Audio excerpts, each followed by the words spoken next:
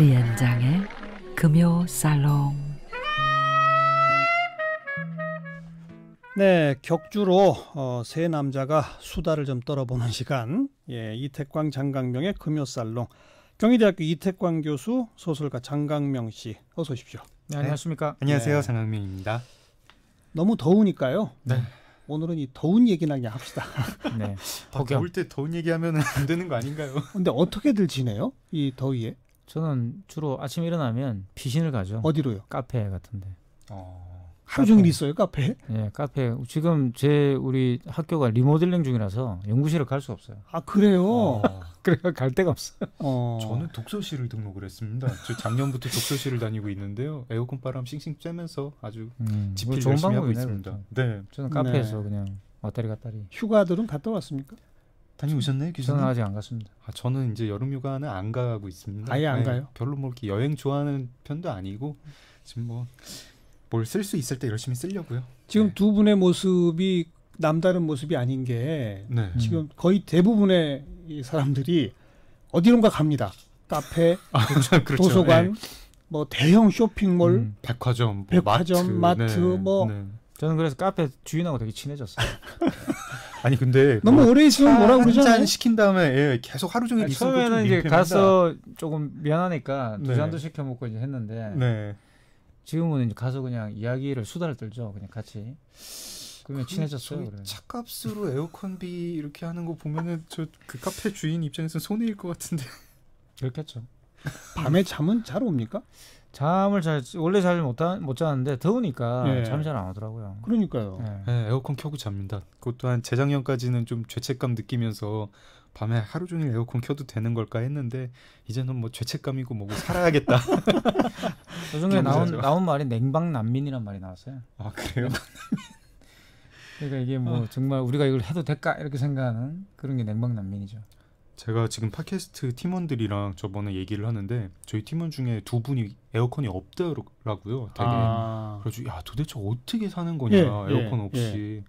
그 지금 생각에는 대한민국에 에어컨 없이 사는 사람이 있을까 생각을 하다가 엄청나게 많습니다. 네네 예. 내 주변에도 많구나 이 생각하고 이게 꼭 뭐 저소득층만 에어컨이 없는 게 아니라 의외로 없구나. 또 아파트 경비실 중에 없는 데 많다면서요. 그러니까요.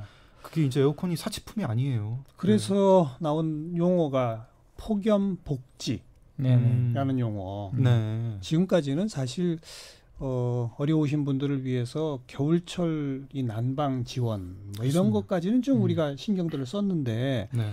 사실 여름철 냉방 지원 이런 개념이 없었단 말이에요, 별로. 그렇죠. 근데 네. 올해를 계기로 폭염도 재난의 일부다라는 그렇죠. 인식이 퍼지면서 이제는 이 더위를 어떻게든 그분들이 날 수 있게 도와주는 그런 복지도 꼭 필요하구나라는 인식까지 생긴 겁니다. 아니, 저는 굉장히 동의하고요. 예. 그러니까 어려운 분들한테 어떤 폭염, 뭐 냉방을 지원해 준다 이것도 그렇지만 근로 사업장에서 맞아요, 어떤 기준을 맞아요. 좀 만들었으면 좋겠어요. 예. 뭐 공사장, 뭐 이렇게 야외 근로하는 맞아요. 데도 그렇지만 사실은 실내에서 일하는 곳도 어느 정도 온도가 높아지면 이거는 노동 환경이 어떤 좀 반인권적인 환경이다 해서 규제를 좀 이렇게 도입을 하면 어떨까 싶습니다. 저희 방송에서도 인터뷰를 보내드린 바 있습니다만은 건설 현장도 문제고 농촌에 일하는 특히 또 외국인 노동자들 그리고 그렇겠군요. 어르신들도 이제 농촌에서 일을 하다 주로 이제 응급실에 실려오시죠. 돌아가신 분들도 대부분 또 돌아가신 거기서 많고, 나오고요. 저희 집 근처에 백화점이 하나 있는데 네. 그 앞에서 이제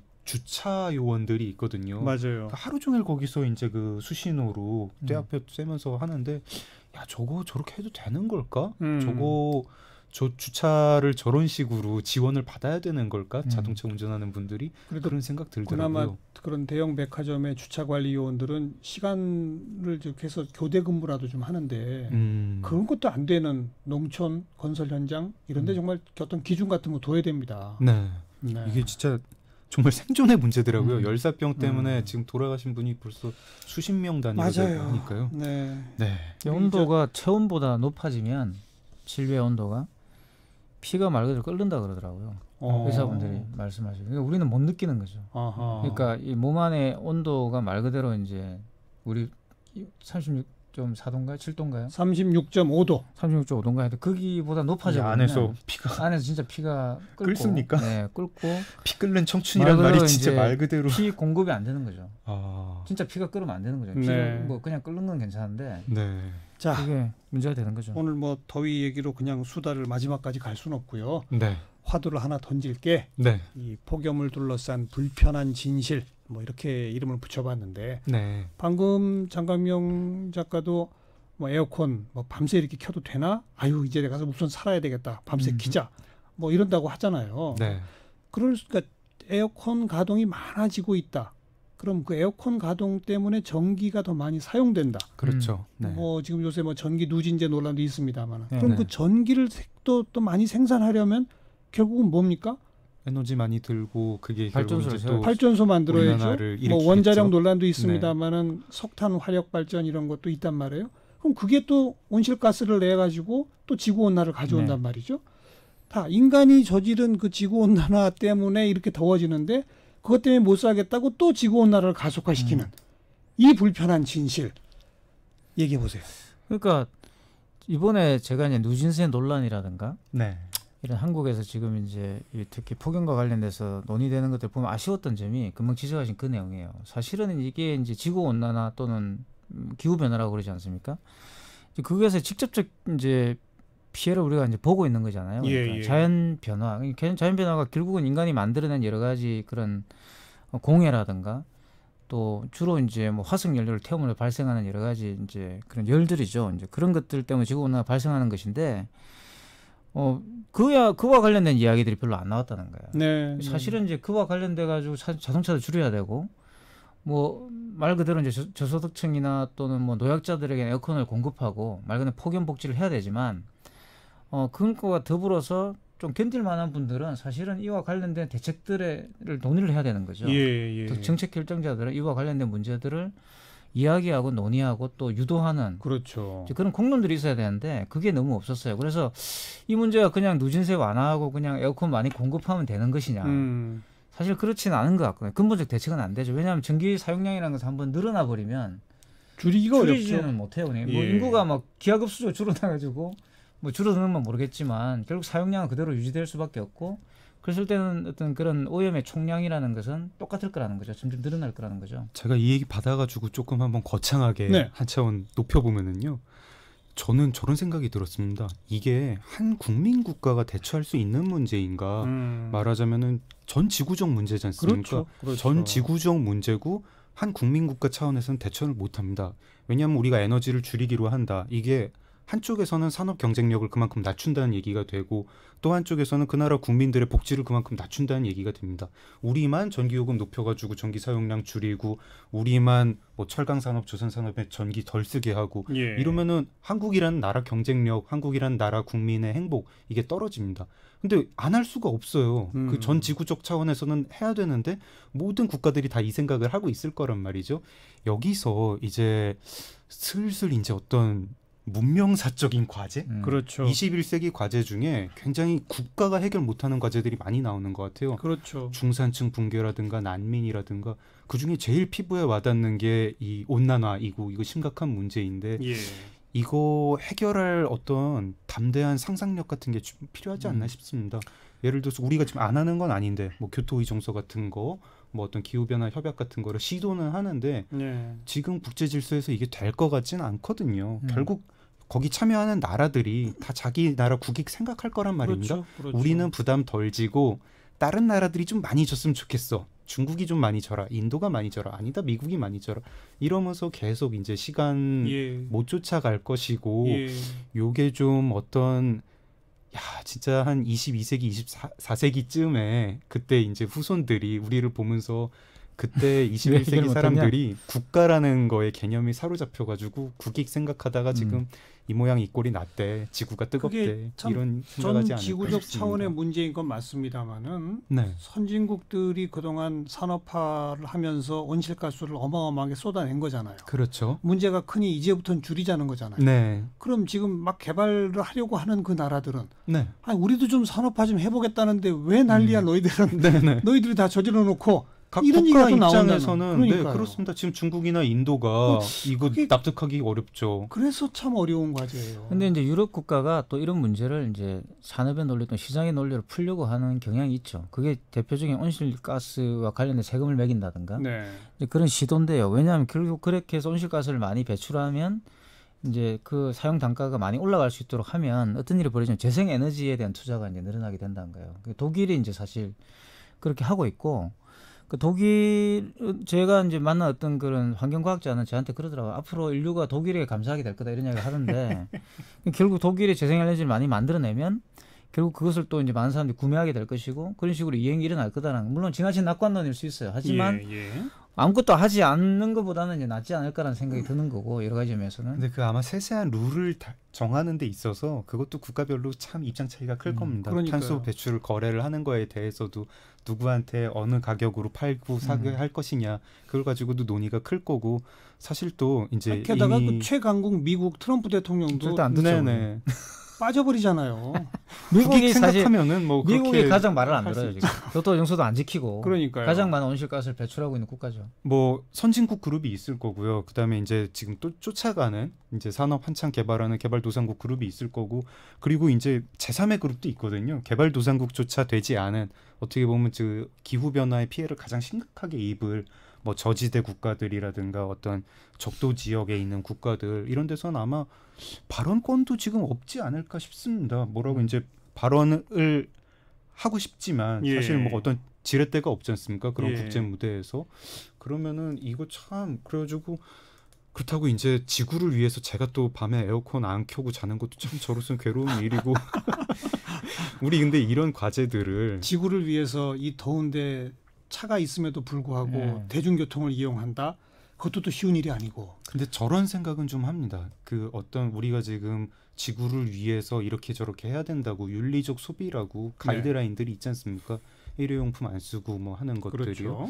거기에 저는 약간 좀 삐딱한 의견이 있어요. 뭐요? 그런 것들이 너무 문제 제기를 산발적으로 하다 보니까 별로 체계적이지가 않은 것 같아요. 예를 들어서 지금 뭐 종이컵 쓰지 말자고 하죠. 뭐 빨대 쓰지 말자고 하고 그 종이컵 하나의 탄소 배출량이 몇십 그램 단위입니다. 그 별로 크지 않거든요. 근데 자동차 1km 타고 다니면은 그게 오히려 훨씬 크죠. 네. 비행기 타고 다니면 뭐 만약에 이제 미국을 뭐 비행기를 타고 간다. 그러면은 한 사람이 부담해야 되는 탄소 배출량이 톤 단위가 됩니다.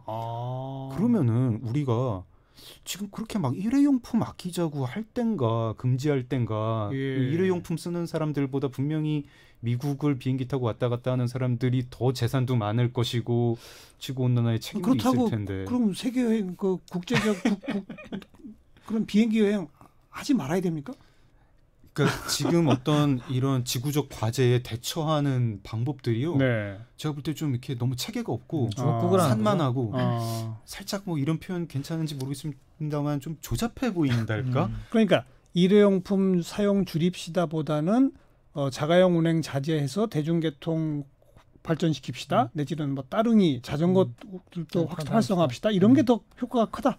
아니요, 이거를 좀 연구를 해야 됩니다. 연구해서 어쨌든 체계적으로 전기적 위기가 오는데 제일 그러면은 사람들이 부담 없이 또 효과적으로 탄소 배출을 줄일 수 있는 게 뭐냐 이걸 연구를 해가지고 아마 그게 일회용품은 아닐 겁니다. 뭔가 굉장히 큰 장치 산업 이런 걸 거죠.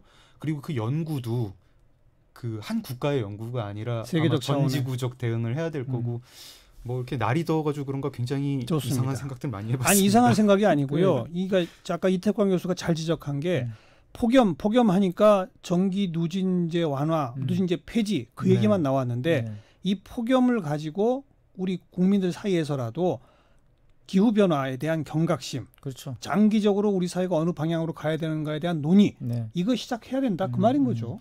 누진제도 혹시 조금 얘기할 시간이 지금 있습니까? 네, 하세요. 네.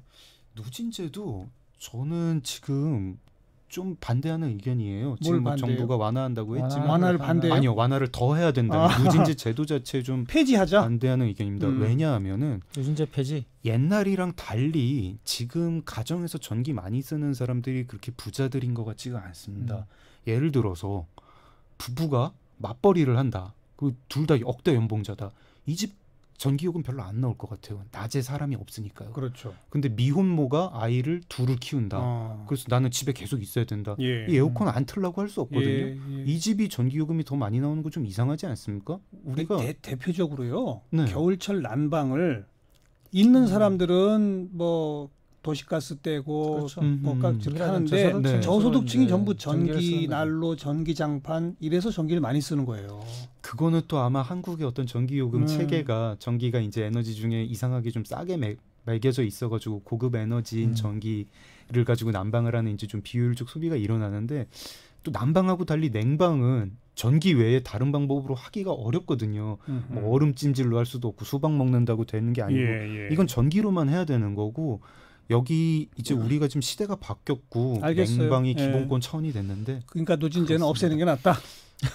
확 완화를 해서 좀 아니, 부담 없이 에어컨 틀 수 있게 없애야 돼요. 저는 산업용 전기요금을 제가 올리고 생각할 때는 그 문제하고 네. 이제 환경 문제와 관련돼 가지고 이런 문제를 논의하는 것은 좀 다른 사안인 것 같아요. 그거는 이제 폭염 복지인 거고 이거 네. 복지는 당연히 해야 되는 별도로 거고. 별도 네. 얘기고요. 하지만 이제 한국 사회가 나아갈 방향에 대한 논의들은 지금부터 사실 해도 늦죠. 네. 뭐 이렇게 좀 다른 얘기인 듯하면서 하나로 꿰뚫는다 치면 뭐 설계를 어떤 디자인을 우리 제도를 사람들도 편하고 에너지 사용도 줄이고 지구도 살리고 이런 식으로 디자인을 좀 새로 해봐야 되는 때 맞습니다. 아닌가 그런 생각입니다. 제가 바로 얼마 전에 우리나라 최고의 기후 변화 연구자한테 이야기를 쭉 들었어요. 아, 네. 2050년이 되면요. 2050년이라 봐야 지금도 딱 얼마 안- 30년 정도 얼마 안 후예요. 되죠. 네. 그러면 우리 한국은요. 5월부터 9월까지가 여름이에요. 5달입니다. 아, 저 동남아시아 여름 되게 기후가 싫어하는데. 되네. 그리고 33도 넘는 폭염 기간이 거의 40일에서 60일. 아이고. 그 폭염 기간이 두달 33도 동안, 넘는다는 얘기인데 네. 그때 최고 기온은 기록은 거의 47도, 48도를 찍을 것이다. 아, 그리스가 옛날에 폭염일 때 한 47도, 48도 찍은 적이 있었는데. 지금 이제 우리 그렇게 돼간다는 거예요. 아하. 어떻게 굉장히- 생각하세요? 그게 이제 기후 변화가 현실화되고 있다는 네. 뜻이죠. 기후 네. 변화 관련 논란이 많았지만 실질적으로 이제 현실화되고 있고 거기에 대한 대응책들을 세워야 되는 거죠. 아니 뭐 상상하기 싫은 미래인데 이게 피할 수가 없으면 피할 수 없습니다, 네, 이건. 거기에 맞게 지금 좀 준비를 해야 됩니다. 네. 디자인을 저는 네. 그런 거를 준비를 하자고 얘기를 하고 싶어요. 건물도 이제부터 짓는 거는 그런 거 생각해가지고 짓도록 하고. 그렇죠. 예, 이것도 좀 이렇게 전지구적 대응으로. 재계, 경제계도 여기에 맞아요. 경각심을 가져야 돼요. 산업 우리가 구조가 산업용 전기를 빨리 너무 많이 쓰는 나라거든요.